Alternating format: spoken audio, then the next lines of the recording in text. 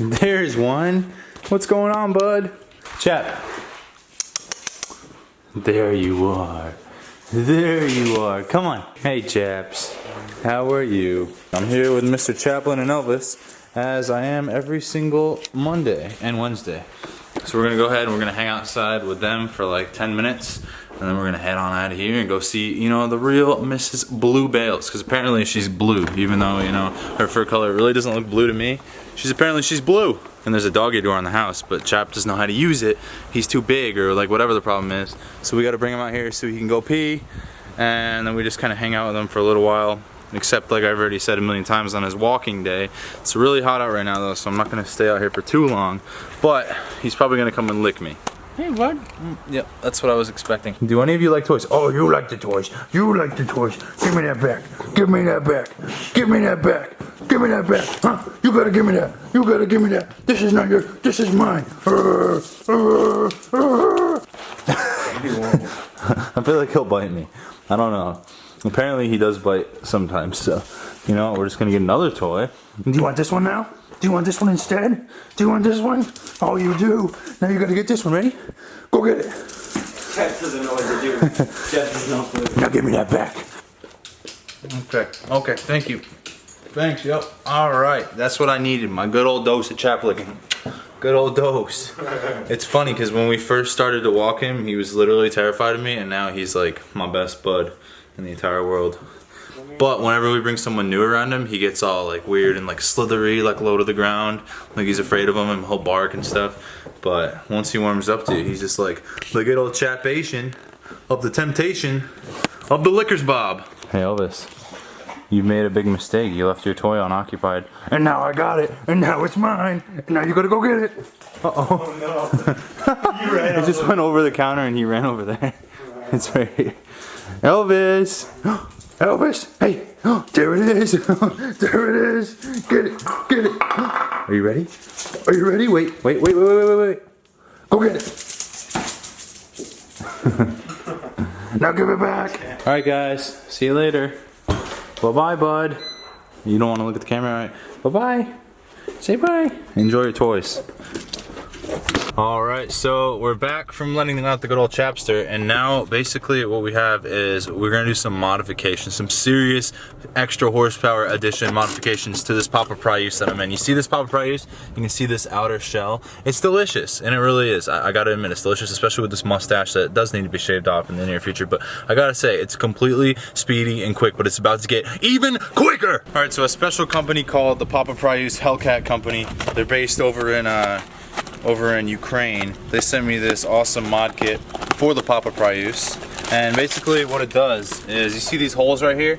See, these suck in horsepower, and basically you can't get the maximum amount of horsepower when you have your wheels, or as I would say, your wheels sucking in all your horsepower. So what we're gonna need to do is we're gonna need to pop these in, and of course they don't fit because they're not the right size. Alright, well that was super lame. Mr. Papa Pry, as you can see, it's still pretty quick, but it was supposed to be a lot quicker with those extra wheel caps. They're gonna really kind of deter the horsepower right into the engine, right into my nostrils, where, you know, they're kind of required to make you go that top speed. But we're gonna go inside, we're gonna see Mrs. Bales, and then we got a brand new game that we're gonna play today. Hello, how are you? Hi, Bales. We missed you. Do we smell like other doggies? Do we smell like other doggies? Oh yeah? Yeah, what's that smell? That's your friend Chap that you've never met. Maybe one day. Alright, so this is the game. It's a game called Puppy Clask, and basically this gentleman right here, you see him? He's kind of deliciously gorgeous looking with that, you know, juicy beard. You can hardly even see it actually, so it's actually really not that good. So I just complimented you, but I'm taking it back. I'm not a fan of the beard, but he basically says that I can play this anywhere, which was actually news to me because I thought that I can only play it underwater, but now that we have all that stuff out of the way, we're gonna open it up. So, this is the game, it's called Clask. I'm gonna get it set up, I'm gonna play against my brother, who's currently just having a session with Bales over there. So we got the board set up, it's right here. We've got this bag of good old-fashioned stoof. We're gonna dump it out. And I have absolutely no idea what any of this stuff means. So we're gonna read this puppy bad boy, Bales is gonna read it to us, and once we feel like we understand the rules, we'll explain it to you, and we'll get going. Alright, so we've got the game all set up, and it seems like it's pretty much exactly like air hockey. I know you know how to play air hockey. It's just like you have like the puck and you get it in the opponent's goal. It's kind of like that. So these are basically the things you hit the ball with. Here's the ball, and the main goal is I want to hit the ball over here in his goal. Now these things seem to move around, like there's a little magnet under the table, and you keep your hand under the table and it moves the thing around on the top. These are obstacles.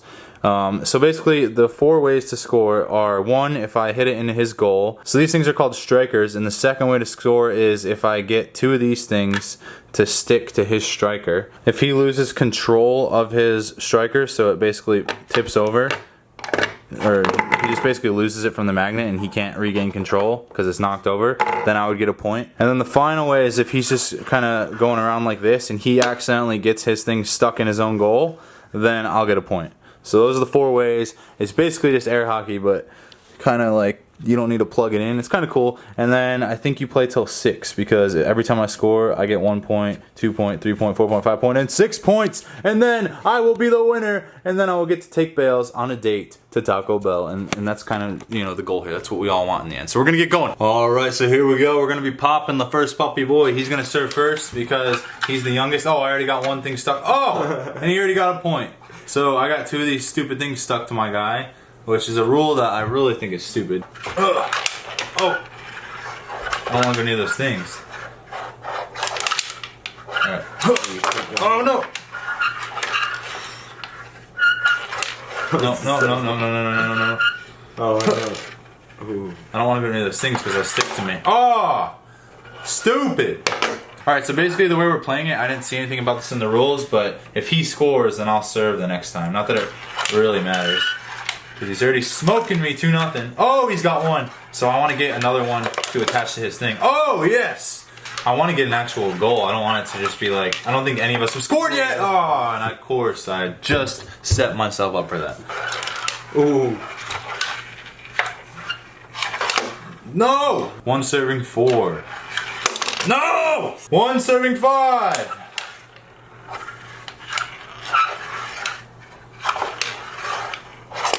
Oh no, I lost control.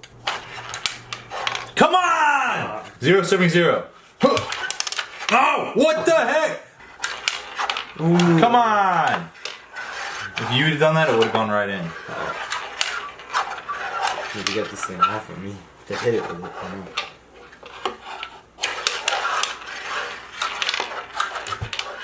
And move the whole board. Oh. Yes! 5 serving 5. Go. No. Oh. No! No! There's this beehive near my house. I've showed it in quite a few vlogs now, and it's actually really a big problem. I don't really talk about it that much because I hardly ever walk by it, but when I do, they always like come and chase me and fly around my head, and they've even stung Bailey a few times, I think. She's made it seem like they do. And I've talked to some people in my apartment complex, and they're also having a lot of problems with it. So we're gonna go and startle them, because I called the company that owns the box that the bees are in, and they've done nothing about it after me calling them twice. So we're gonna go throw a rock at it. All right guys, this is throwing a rock at a beehive.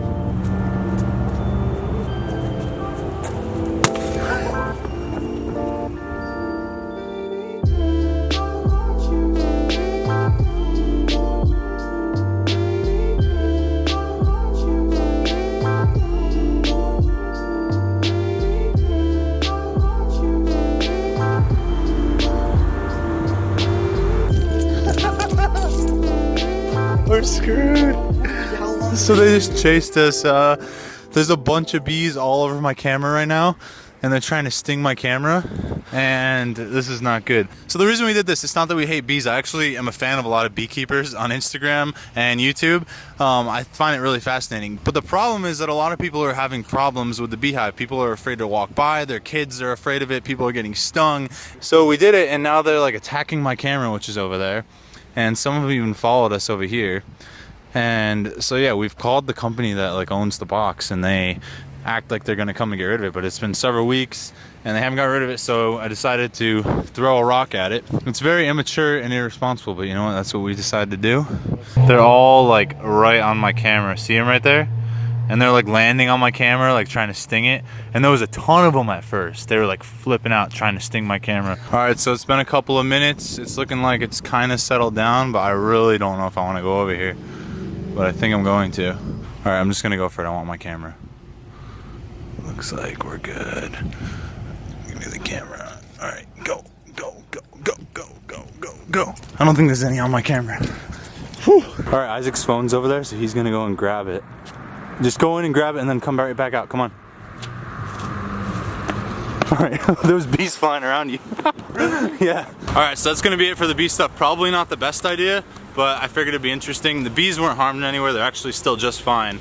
But now we know how many there are in there. There's a crazy amount of bees, and I'm gonna call the company again that owns that phone box, and I'm gonna be like, yo, get rid of this thing. I got a video of how many bees are in here and how dangerous they can be. Oh, they're right there. We're walking by them. All right, so we're gonna end off the day with some good old-fashioned Beehive sweeping celebratory In-N-Out burger. Oh, I did a bad parking prior use job. Very typical.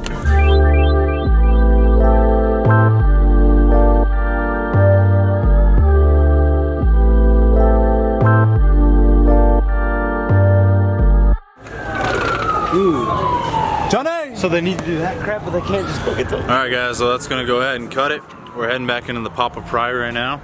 Thank you so much for tuning in to my garlic themed adventure. I'm gonna go ahead and lock my brother out now. You see him over there? Look at him.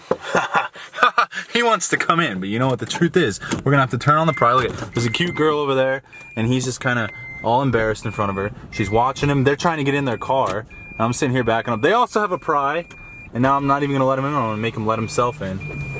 Sorry, Kathy. All right, and with that, I wanna thank you so much for watching, and I will see you in the next Papa Pry ceremony.